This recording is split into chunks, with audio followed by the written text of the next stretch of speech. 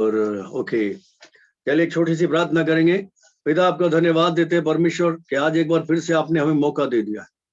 और खुदावन, बाइबल कहती है कि जाओ और जाके सारी पृथ्वी के लोगों को सुसमाचार प्रचार करो, उन्हें आज्ञा मानना सिखाओ।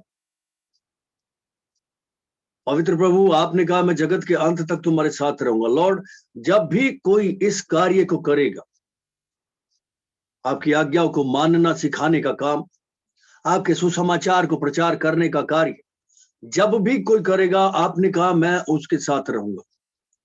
हम धन्यवाद देते परमेश्वर। और रब भी, आज मैं विश्वास करता हूं आपकी इस बेटी के लिए, किरण के लिए, कि आप आज इसके साथ बैठ गए यहाँ के लिए।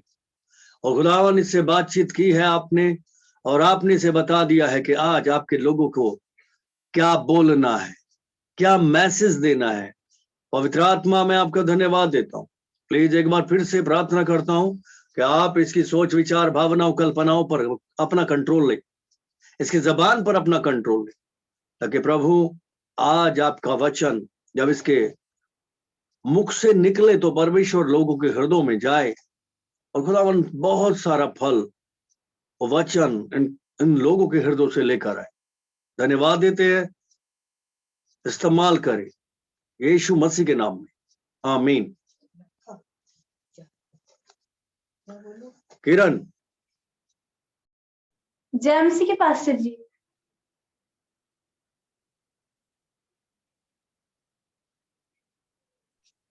जय मसीह के पास्टर जी। जय मसीह बेटा, जय मसीह। हाँ जी, आपका समय स्टार्ट हो गया। ठीक है पास्टर जी। सबको जय मसीह की। प्रभु का धन्यवाद हो कि प्रभु ने मौका दिया फिर से प्रचार करने का।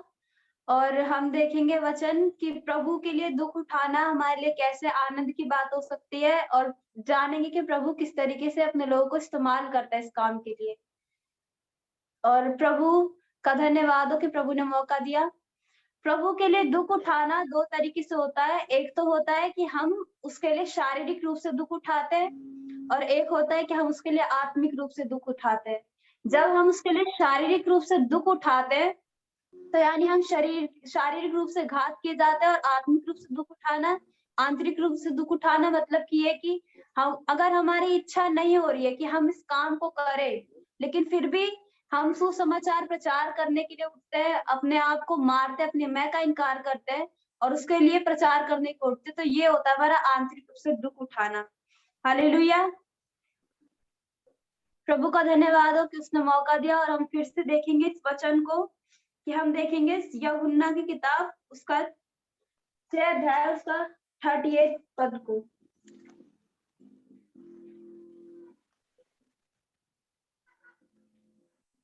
यूहन्ना 6 का 38।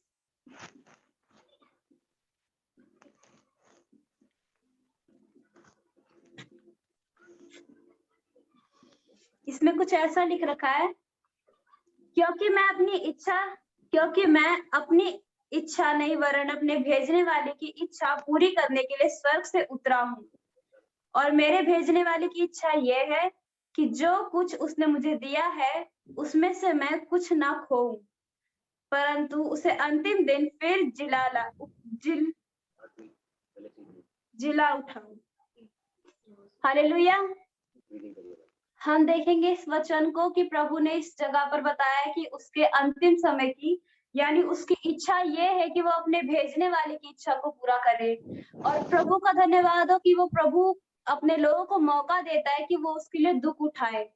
और जब हम इस बात को समझ जाते कि दुख उठाना प्रभु के लिए एक आशीष का कारण हो सकता है हमारी, कि हम उसके लिए दुख उठाए। और इस बात को यहाँ पर यीशु मसीह कह रहे हैं कि मैं अपनी भेजने वाले की इच्छा को पूरी करूं। यानी अगर हम ये जान जाते हैं कि परमेश्वर चाहता है कि मैं अपने जीवन में उसके लिए दुख उठाऊं, और उसकी यही इच्छा है मेरे जीवन में कि मैं उसके लिए दुख उठाऊं, तो वो चाहता है कि हम उसके भेजने वालों को, यानी प्रभु ने जो हमें भेजा है इस धरती पर, उसके लिए हम दुख उठाए। तो इसके लिए हमें तैयार होना है कि हम उसके लिए दुख उठाने को तैयार हो। और प्रभु का दुख उठाना यही नहीं है कि हम उसको सुसमाचार को लेकर के किसी की मृत्यु हो जाते है, जैसे प्रभु में लोग मरते भी हैं प्रभु के सुसमाचार के लिए, वैसे प्रभु चाहता है कि हम उसके लिए, अगर किसी की बुलाहट इस चीज में है तो वो उस चीज में जाए, लेकिन प्रभु चाहता है कि हम उसके वचन को लेकर के, अगर प्रभु ने हमसे कहा है, आंतरिक रूप से हमसे कहा है कि हम सुबह 5 बजे उठ कर प्रार्थना करें या 4 बजे उठ कर प्रार्थना करें, तो उसके लिए हमें दुख उठाना है ताकि हम उस समय पर तैयार होकर के प्रभु से बात कर सके। हालेलुया। इस समय के लिए हमें तैयार होना है कि प्रभु चाहता है कि हम इस समय वो प्रभु को दे, और इसके लिए हमें दुख भी होगा कि हम प्रभु को ये समय देंगे अपना, और फिर जा करके ये सब चीजें हमारे मन में आएंगी कि सो जाते हैं या फिर आलस आएगा इन सब चीजों को करने में। लेकिन प्रभु चाहता है कि हम इन सभी चीजों के लिए खड़े हो और उसके वचन को लेकर के, उसकी बातों को लेकर के, प्रार्थनाओं के लिए खड़े हो। उस समय जिसने हमें बोला है, जिस समय उसने हमें बोला है कि हम उस समय उसके लिए बैठे प्रार्थना करने के लिए, उस समय हमें तैयार होना है। और प्रभु का धन्यवाद हो कि ये परमेश्वर का वचन आज हम तमाम लोगों तक पहुंचा है, और मुझे भी नहीं पता था कि प्रभु किस बात को लेकर बात करेगा, लेकिन प्रभु का धन्यवाद हो कि उसने इन बातों को बताया और प्रभु का आत्मा इस्तेमाल करे मुझे। हालेलुया। हम देखेंगे प्रभु के उस व्यक्ति के बारे में, स्तिफनुस के बारे में, जिसने प्रभु के लिए दुख उठाया था। वो आज इस समय इस बात का एग्जाम्पल है कि हम उसके लिए उसकी तरीके से, जैसे उसने प्रभु के लिए दुख उठाया वैसे ही हम भी उठाए। उसके वचन को देखेंगे हम प्रेरितों की किताब,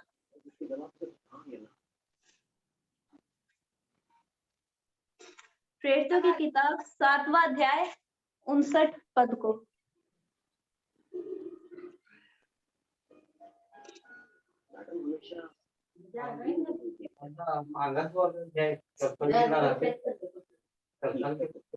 एक मत टाकना नाही दिला, एक मत।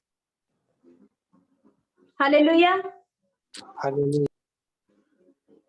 देखेंगे वचन को 59, उसमें लिखा हुआ है, वह स्तिफनुस पर पथराव करते रहे और वह यह कहकर प्रार्थना करता रहा, हे प्रभु यीशु मेरी आत्मा को ग्रहण कर। फिर घुटने टेक कर ऊंचे शब्द से पुकारा, हे प्रभु ये पाप उन पर मत ला, और यह कहकर वो सो गया। शाऊल भी उसके वध में सहमत था। इस वचन में बताया गया है कि प्रभु जिस तरीके से स्तिफनुस को इस्तेमाल कर रहा था कि वो बुद्धि और आत्मा से परिपूर्ण होकर के प्रभु के वचनों को प्रचार करता था, और वो उन सभी चीजों को, इन सब बातों को जानता था कि उसे दुख उठाना है, वो इन बातों के लिए तैयार हुआ। और जब उसने प्रचार करना शुरू किया तो वचन कहता है, यहाँ पर लिखा है 54 में, वे बातें सुनकर जल उठे, जल गए थे वो लोग। वहां के जो फरीसी थे वो इन बातों को सुनकर कि वो जो लोग है, ये जो स्तिफनुस है, ये यीशु मसीह को बता रहा है कि ये मरे हुए में से जी उठा है, वो इस बात से चिढ़ चुके थे कि वो इस व्यक्ति को अपना खुदा बता रहे हैं। लेकिन स्तिफनुस जानता था कि वो सच्चा परमेश्वर है। स्तिफनुस जानता था कि वो खुदा है जो मरा तुम्हारे लिए, और उसने इस बात की उन तमाम लोगों को गवाही दी। उसने इन बातों को सच्चा बताया कि स्तिफनुस ने इस बातों को सच्चा बताया, और उसके लिए उसे दुख उठाना पड़ा। जब हम प्रभु के कामों के लिए आगे बढ़ते हैं ना, तब हमें दुख उठाना पड़ता है, चाहे वो हमारा दुख हो शारीरिक रूप से हो, या फिर हमें अपने शरीर को, उन सब चीजों की इच्छाओं को मारना हो। ये सब दुख हमें उठाना पड़ता है, उन सभी चीजों को संभालने के लिए कि हम प्रभु के काम में आगे बढ़े, उसके लिए आगे बढ़े। हालेलुया। और यहाँ पर हम 54 से इसे पढ़ लेंगे। ये बातें सुन वे जल गए और उस पर दांत पीसने लगे, परंतु उसने पवित्र आत्मा से परिपूर्ण होकर स्वर्ग की ओर देखा और परमेश्वर की महिमा को और यीशु को परमेश्वर की दाहिनी ओर खड़े हुए देखा। कहा, देखो मैं स्वर्ग को खुला हुआ और मनुष्य के पुत्र को परमेश्वर की दाहिनी ओर खड़ा हुआ देखता हूँ। और जब इन सब बातों को वो देख ही रहा था कि मतलब लोग उस पर पथराव करने को आ रहे हैं, और उससे मतलब लोगों को दिक्कत हो रही है उस पर प्रचार करने से, वो इस बात को समझ चुका था कि जब मैं प्रचार कर रहा हूँ सब चीजों को, फरीसी है, ये जो सदूकी है और ये जो सारे लोग हैं, वो सब जल रहे हैं मेरी बातों से, वो चिढ़ रहे हैं। और इस तरीके से स्तिफनुस जो था वो इन बातों को समझ चुका था, और उसने प्रभु का दर्शन पाया। उस समय जब वो कठिन परिस्थितियों में था, तब उसने दर्शन पाया प्रभु का, और वो कह रहा है कि मैंने देखा स्वर्ग की ओर कि स्वर्ग खुला हुआ है और उसमें जो है प्रभु विराजमान है, उसके बगल में यीशु मसीह खड़े हैं। और इस चीज को लेकर के यहाँ पे वचन कहता है 57 से, तब उन्होंने ऊंचे शब्द से चिल्लाकर कान बंद कर लिए और एक साथ उस पर झपटे और उसे नगर से बाहर निकालकर उस पर पथराव करने लगे। गवाहों ने अपने कपड़े शाऊल के नामक एक जवान के हाथों में उतार कर रख दिए। यहाँ पर वचन कह रहा है कि उन जो गवाह थे वहां पे, उन सभी लोगों ने, यानी कि जो स्तिफनुस के विरोध में थे, उन सभी ने क्या किए, उसको मारने की तैयारी करने लगे कि हम उसे मार देंगे। और उसको मारने के लिए वो तैयार हुए, उन्होंने अपने कपड़े शाऊल को दे दिए। जैसे कि हम जानते भी कि वो शाऊल जो था वो बाद में बदलकर पौलुस हो गया। वो स्तिफनुस की प्रार्थना से शाऊल जो था वो पौलुस में बदल गया। क्यों? क्योंकि स्तिफनुस जो था उसने अपने आप को पूरे समर्पण के साथ दिया और वो इस बात को जान चुका था कि मेरा प्राण देना इस जगह पर और मेरे को ये काम करना ही है। जब इस बात को हम समझ जाएंगे कि हमारा अपने मैं को मारना या हमारा अपने जीवन को देना किसी के लिए उद्धार का कारण बन सकता है, तो हम इस चीज को और बढ़ के करेंगे। वो परमेश्वर हमसे काम करवाएगा इन सभी चीजों को करने के लिए। हालेलुया। आगे हम देखेंगे कि हम इन बातों को, जो स्तिफनुस जो था जब वो दुख उठा रहा था तो उसने ये बात को जान लिया कि मेरा दुख उठाना मेरे आनंद की बात समझी जाए। जब हम इस बात को समझ लेते कि मेरे घर में मुझ पे कलेश हो रहा है या फिर मेरे जीवन में कोई ऐसी चीज आ रही है जो मुझे दुख दे रही है और मैं प्रभु के रास्ते पे सही चल रहा हूँ, मतलब आपका दुख उठाना आपकी गलतियों के कारण ना हो, बल्कि वो आपका प्रभु की ओर से हो। जब आप इस बात को समझ जाते हैं ना कि मेरा परमेश्वर जो है, मैं उसके मार्ग पर सही चल रहा हूँ, मैंने उसकी आज्ञाओं को माना है और जो मैं दुख उठा रहा हूँ वो अपनी गलतियों के कारण नहीं हो रहा मेरा, वो परमेश्वर की ओर से कि मैं उसके लिए दुख उठाऊं। हालेलुया। और जब हम इस चीज को समझ जाते हैं कि हम जो दुख उठा रहे हैं, जो हम तकलीफों को सह रहे हैं, वो प्रभु की इच्छा के अनुसार है, तब हम इसे आनंद की बात समझे। क्यों? क्योंकि परमेश्वर जानता है कि हम जो दुख उठा रहे हैं वो प्रभु की ओर से है। और जब आप इस बात को समझ जाओगे तो उसका आनंद आपके अंदर होगा कि प्रभु ने मुझे इस योग्य तो समझा कि मैं उसके लिए दुख उठाऊं। हालेलुया। हम देखेंगे उसके वचन को 2 तिमुथियुस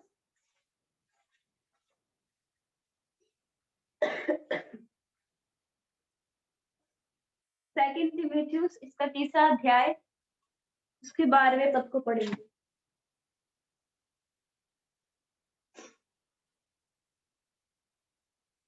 11वें से पढ़ लेते हैं। इसमें लिखा है, और ऐसे दुखों में भी जो अंताकिया और इकुनियुस और लुस्त्रा में मुझ पर पड़े और अन्य दुखों में भी जो मैंने उठाए, परंतु प्रभु ने मुझे उन सब में छुड़ा लिया।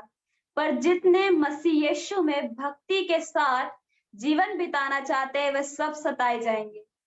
इसमें प्रभु का वचन कह रहा है, पौलुस बता रहा है कि मैंने अंताकिया में भी दुख उठाया और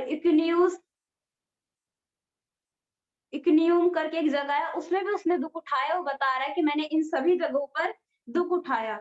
और प्रभु का वचन इस जगह पर कह रहा है, पौलुस कह रहे हैं कि मैंने इस बात को समझ लिया है कि जितने भी लोग प्रभु की भक्ति करते हैं उन सभी को दुख उठाना जरूरी है। वो सब के सब सताए जाएंगे, प्रभु का वचन यहाँ पर कहता है। और प्रभु ने इस बात पर बताया कि हमें इस बात को लेकर के आनंदित होना है कि प्रभु ने मुझे इस योग्य समझा कि मैं उसके लिए दुख उठाऊं। सबके सब जितने भी प्रभु की भक्ति करते हैं और इन सब बातों को जानते हैं और अगर वो दुख उठाते हैं अपनी गलतियों के कारण नहीं बल्कि प्रभु की इच्छा के अनुसार, तो वो इस बात को समझ जाए कि मेरा परमेश्वर चाहता है कि मैं दुख उठाऊं और इसे अपने आनंद की बात समझे, तो परमेश्वर का आनंद आप में पूरा होगा। हालेलुया। और हम देखेंगे, एक गवाही को मैं दूंगी। प्रभु की एक जन थी, रोम से थी वो, और उस समय ना मतलब मसीही लोगों पे बहुत ज्यादा अत्याचार होता था और मसीही लोग जो थे बहुत ज्यादा सताए जाते थे प्रभु को लेकर के। तो उस समय एक थी परपेचुआ नाम की थी, उनका ऐसा नाम था। और वो जो थी प्रभु की दासी, जब उन्होंने इस बात को जान लिया कि मतलब मैं प्रभु की ओर से हूँ और उनके यहाँ पे जो नौकर चाकर थे वो लोग सब मसीह थे, मतलब जो काम करने वाले थे सारे मसीह थे उनके अंडर में। और जब उन्होंने वचन पाया कि मतलब परमेश्वर यीशु मसीह जीवित खुदा है, तो उन्होंने भी यीशु मसीह को ग्रहण कर लिया।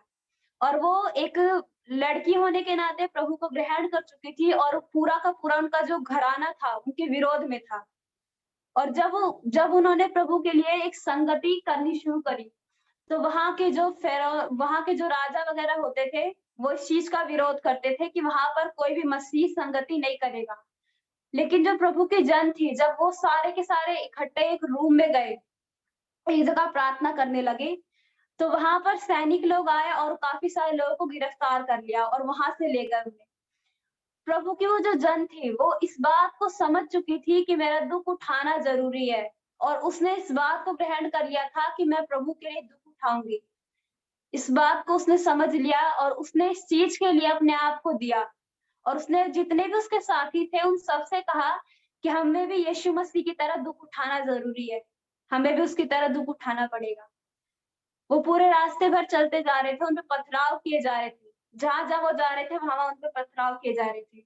और एक बार उन्हें जेल में डाला गया कुछ दिनों के लिए, ताकि वो अगली आने वाली जितनी भी तारीख होगी उन्हें न्यायाधीश के सामने इस बात को रखना पड़ेगा कि वो उस परमेश्वर को जिसे वो मानते उसे छोड़ने को तैयार है या नहीं।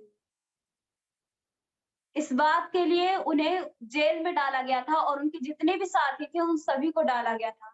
कम से कम वो 5 लोग थे और उनमें से एक को उन्होंने पहले ही मार दिया था। किसी विरोध के चलते उन्होंने उसे पहले ही मार दिया, लेकिन जो 4 लोग बचे थे उनके साथ फिर प्रभु के दास भी जुड़ गए, क्योंकि वो जानते थे कि इन सभी समय में वो लोग कमजोर पड़ सकते हैं। और जब वो लोग जुड़े उस जगह पर वो लोग प्रार्थना करते थे, उस जेल में परमेश्वर की आराधना करते थे, उस खुदा को महिमा देते थे, क्योंकि वो जानते थे कि वो परमेश्वर जिसके लिए हम दुख उठा रहे हैं, हमारा दुख उठाना व्यर्थ नहीं जाएगा। हालेलुया। वो इस बात को जानते थे कि हमारा परमेश्वर जिसके लिए हम दुख उठा रहे हैं, जिसके लिए हम इतना सब कुछ सह रहे हैं, वो जिंदा है। वो इस बात को जानते थे। और जब उन लोगों ने इस चीज को देखा कि हमें न्यायाधीश के पास जाना पड़ेगा और इस बात को मानना पड़ेगा कि हम उस परमेश्वर को जिसे हम मानते थे छोड़ देंगे, उन्हें इस चीज के लिए खड़ा किया गया आगे।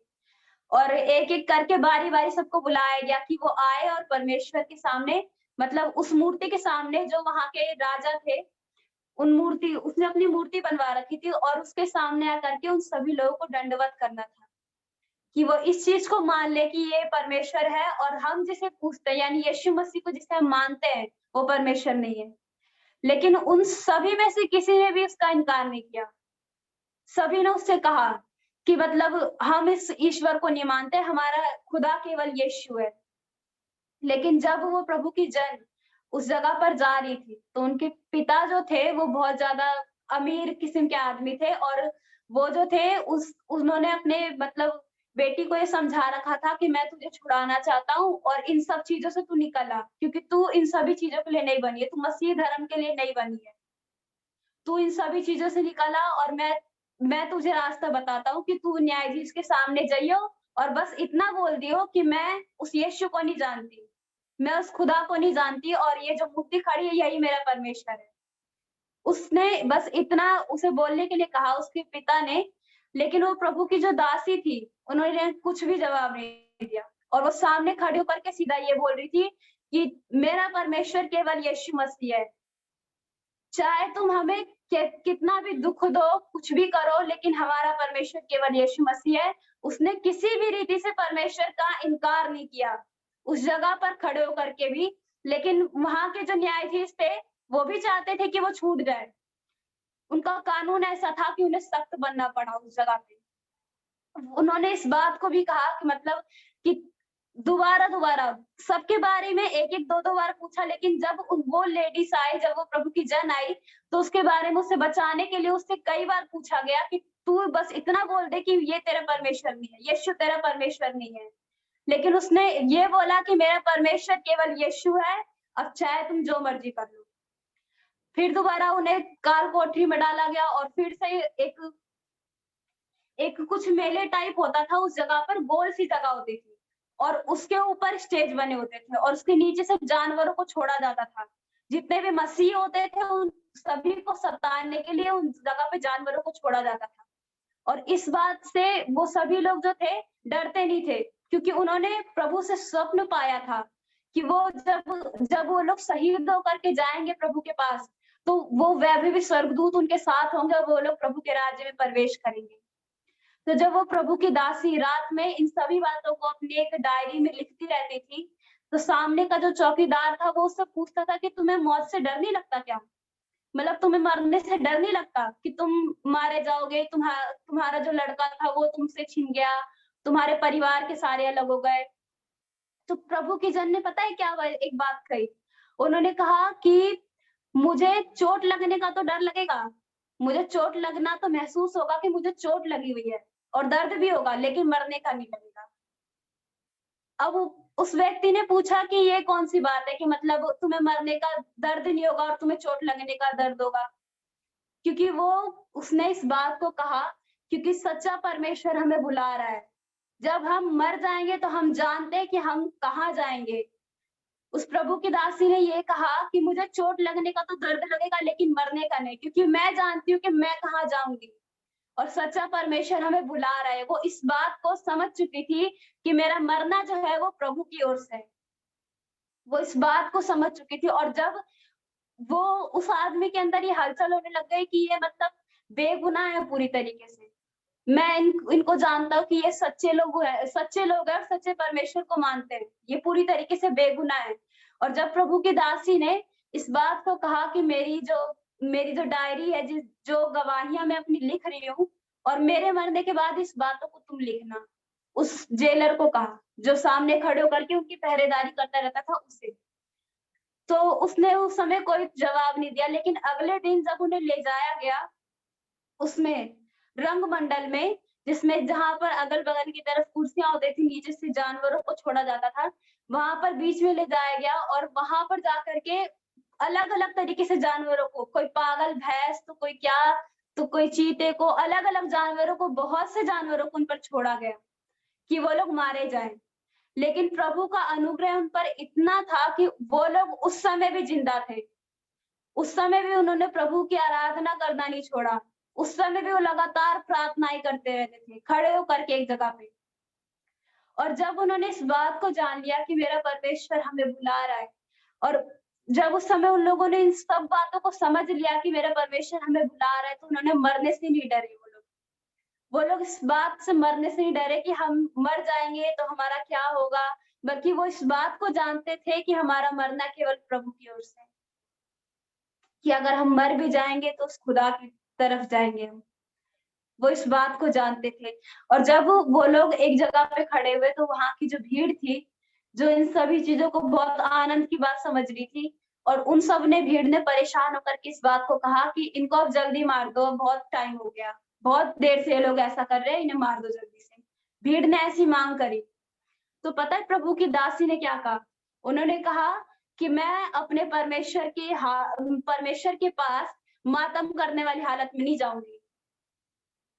उनके बाल पूरी तरीके से बिखर रखे थे, हाथों पे चोट थी, जगह जगह चोट लगी हुई थी। इन सब बातों को देखते हुए भी उन्होंने कहा मैं परमेश्वर के पास मातम करने वाली हालत में नहीं जाऊंगी। वहां के जितने भी लोग थे सारे हैरान थे कि ये कैसी बात कर रही है, प्रभु के पास, मतलब कौन से ईश्वर के पास जा रही है मर के लिए। लेकिन वो जानती थी। उन्होंने क्या किया, अपने सारे कपड़े झाड़े, अपने बाल को ठीक किया और कहा मैं तैयार हूँ, और घुटनों के बल आ गए सारे। और उस समय उन सभी का जो गला था वो तलवार से काट दिया गया। वो प्रभु के लिए शहीद हुए। और वो स्वप्न था, जो जेलर था उसने आगे जा करके उनकी गवाही को आगे लिखा, और वो जानता था कि ये लोग किसी भी तरीके से दोषी नहीं है, ये पूरी तरीके से निर्दोष है। और इस बात को समझने के बाद उस जेलर ने प्रभु के साथ जुड़ना बेहतर समझा। उसने उन तमाम मूर्ति पूजा के बंधनों को, उन तमाम मूर्ति पूजा को छोड़ दिया, केवल ये जानकर कि प्रभु के लोग ऐसे होते हैं, प्रभु के लिए दीन होते हैं। उसने अपने आप को उन सभी लोगों को देखकर बदल लिया। हालेलुया। और प्रभु का धन्यवाद हो, ये जो स्टोरी थी प्रभु की दासी की जो गवाही थी वो मुझे इतनी अच्छी लगती थी कि मैं बार बार इसे सुनती रहती थी, बार बार इस गवाही को सुनती रहती थी। क्योंकि प्रभु का जो काम है ना वो हमारे अंदर होता रहता है। हम उन चीजों को देख तो नहीं पाते कि वो कैसे हो रहा है, लेकिन वो सब चीजें अपने आप प्रकट होती है बाद में जाकर। प्रभु का धन्यवाद हो। और ये जो गवाही थी, मैं प्रभु से प्रार्थना करी थी कि प्रभु आपके लिए इतना लोग कैसे सह लेते हैं। मतलब क्या है जो लोगों को इतना ज्यादा वो कर देता है कि लोग आपके लिए सहने को तैयार हो जाते हैं, आपके लिए सहने को तैयार हो जाते हैं कि प्रभु मैं तेरे लिए जान भी देने को तैयार हूँ, मरने तक को तैयार हो जाते हैं। और मैं एक दिन प्रार्थना कर रही थी इस चीज को लेकर के कि प्रभु वो क्या चीज है जो मतलब लोगों को इतना मजबूर कर देती है कि मतलब लोग आपके लिए इतना सहने को तैयार हो जाते हैं। और मैं प्रार्थना कर रही थी तो प्रभु ने एक बात धीमी सी आवाज मेरे पास आई कि तुझे इसका आंसर पता है, तू इसका जानती है कि क्या रीजन है कि लोग ऐसे तैयार हो जाते हैं। तो आइए हम देखेंगे उस वचन को, 2 कुरिन्थियों उसका 5वां अध्याय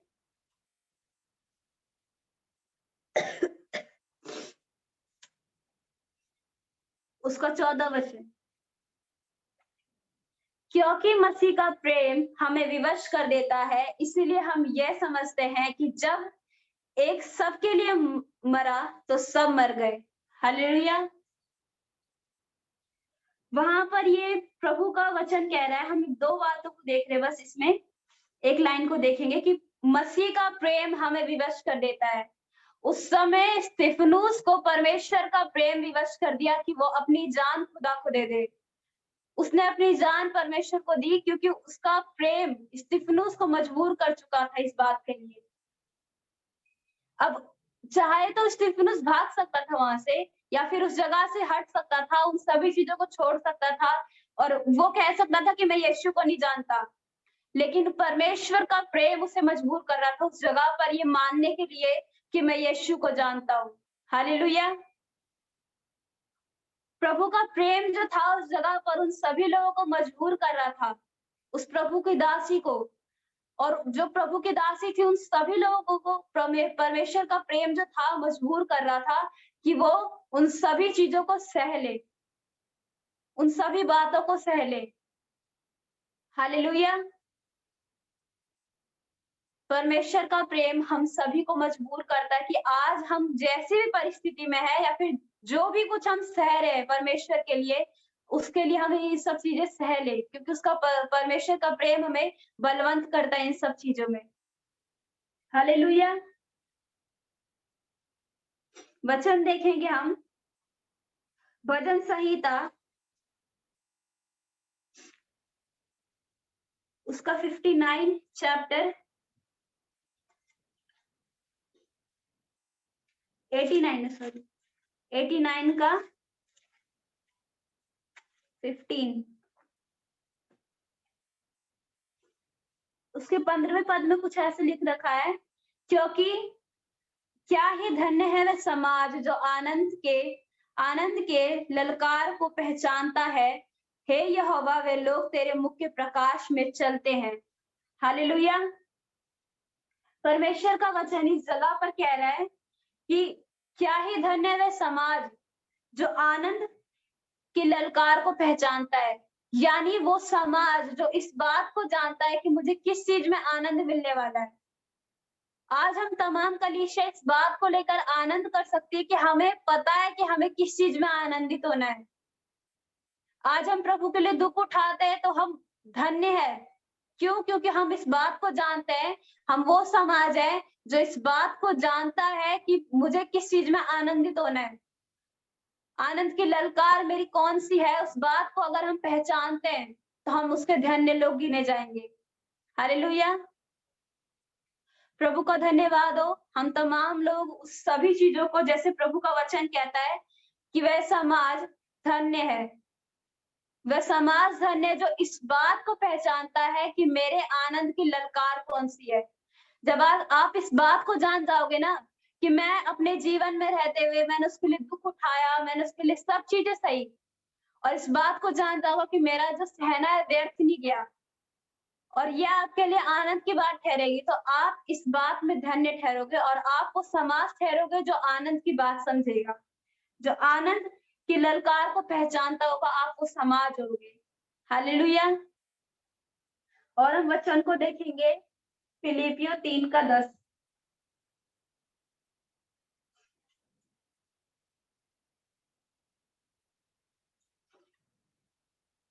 फिलिपियों की किताब उसका 3रा अध्याय और उसका 10वां पद।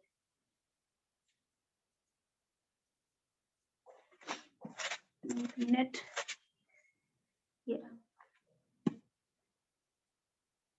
इसमें कुछ ऐसा लिख रखा है कि ताकि मैं उसको और उसकी मृत्युंजय की सामर्थ को और उसके साथ दुखों में सहभागी होने के मर्म को जानूं और उसकी मृत्यु की समानता को प्राप्त करूं, कि मैं किसी भी रीति से मरे हुए में से जी उठने के पद तक पहुंचूं।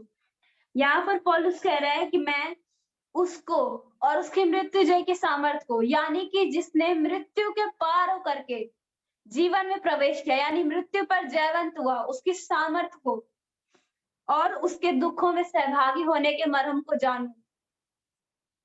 यहाँ पर वचन कहता है कि हम तमाम लोग उस बात को जाने कि किस तरीके से परमेश्वर की सामर्थ जो है, जो मृत्यु को पार करके जीवन में प्रवेश करती है, अगर हम उसके लिए मरे भी ना, तभी भी हम, हमारे लिए अनंत जीवन है कि हम उसके लिए जीवित रहेंगे। और हमारे पास ये जीवित आशा है कि हमारा खुदा जो है वो जिंदा है। जब पतरस और यूहन्ना, जब उनको बंदी गृह में रखा गया, उनको जब कोड़े लगाए जा रहे थे, पतरस कह रहा था यूहन्ना से, यूहन्ना इसे आनंद की बात समझ कि हमें प्रभु के लिए कोड़े खाने पड़ रहे, हमने प्रभु के लिए दुख उठाए, इस बात को आनंद की बात समझ। तो हमें भी इस बात को जानना है कि हमारा जो दुख उठाना है वो प्रभु की ओर से है या फिर हमारी गलतियों के कारण है। अगर प्रभु की ओर से है तो हमें इस बात को आनंद की बात समझना है कि हमारा परमेश्वर जो जिंदा है, हम उसके लिए दुख उठा रहे हैं, हमें उसके लिए दुख उठाने का मौका मिला है। इस बात को हमें समझना है और इस बात को समझ करके इन बातों को हमें अपने अंदर रखना है। हालेलुया। और 11वें पद में लिखा है कि मैं किसी भी रीति से मरे हुओं में से जी उठने के पद तक पहुंचूं, यानी मैं उन सभी चीजों से गुजर कर, उन सभी दुखों से गुजर कर मरे हुओं में से, यानी मरे हुओं में से जी उठने के पद तक पहुंचूं, यानी वो पुनरुत्थान की सामर्थ मुझ में काम करे, जो मुर्दों को जिलाती है, उन सभी की सामर्थ। हम नए जीवन में प्रवेश करेंगे, जब हम अपना शरीर छोड़ेंगे तो हम परमेश्वर के साथ होंगे। हालेलुया। प्रभु का धन्यवाद हो कि प्रभु ने इस्तेमाल किया, और हम प्रार्थना करेंगे इस वचन के अनुसार। Hallelujah, hallelujah. धन्यवाद, धन्यवाद करते मेरे महान और जीवित परमेश्वर प्रभु जी। खुदावन परमेश्वर पिता, हम धन्यवाद करते खुदावंत प्रभु इन वचनों के लिए मेरे परमेश्वर पिता। खुदावंत प्रभु, मैं धन्यवाद करती हूँ कि आपने खुदावंत परमेश्वर पिता मेरी जबान का इस्तेमाल किया खुदावंत प्रभु जी अपने लिए। मेरे परमेश्वर पिता, हम तमाम लोग खुदावंत प्रभु जो इस जगह पर बैठ के आपके वचनों को सुन रहे खुदावंत परमेश्वर पिता, मसीह यीशु के नाम से खुदावंत प्रभु इन बातों को खुदावंत परमेश्वर पिता हर एक जन के मन में प्रभु जड़ पकड़ने पाए परमेश्वर प्रभु जी। खुदावंत परमेश्वर पिता, हम तमाम लोग प्रभु मसीह यीशु के नाम से इन सब बातों में जड़ पकड़ने पाए मेरे परमेश्वर प्रभु, ताकि वो जो दुख हम पर आए खुदावंत परमेश्वर पिता, हम इसे आनंद की बात समझे खुदावंत प्रभु। मेरे परमेश्वर पिता, जैसे पौलुस और सिलास खुदावंत प्रभु जी उन सभी बंदी गृह में रहकर खुदावंत परमेश्वर पिता आराधना कर रहे थे खुदावंत परमेश्वर प्रभु, और आपने खुदावंत परमेश्वर पिता उन जगह पर खुदावंत प्रभु अपनी महिमा को दिखाया मेरे परमेश्वर पिता। आज हम तमाम लोग प्रभु जी उस जगह पर रहकर खुदावंत परमेश्वर पिता आपसे आराधनाएं करने पाए खुदावंत प्रभु, और हर एक खुदावंत परमेश्वर पिता मन को भटकाने वाली शक्तियों को हम मसीह यीशु के नाम से आज्ञा देते खुदावंत प्रभु के आपके बच्चों से दूर रहने पाए मसीह यीशु के नाम में खुदावंत प्रभु। मेरे परमेश्वर पिता, हम धन्यवाद करते प्रभु आज के वचनों के लिए मेरे परमेश्वर प्रभु, आपका धन्यवाद करते परमेश्वर पिता। इस विनती प्रार्थना को मसीह यीशु के नाम से मांगते हैं, आमीन।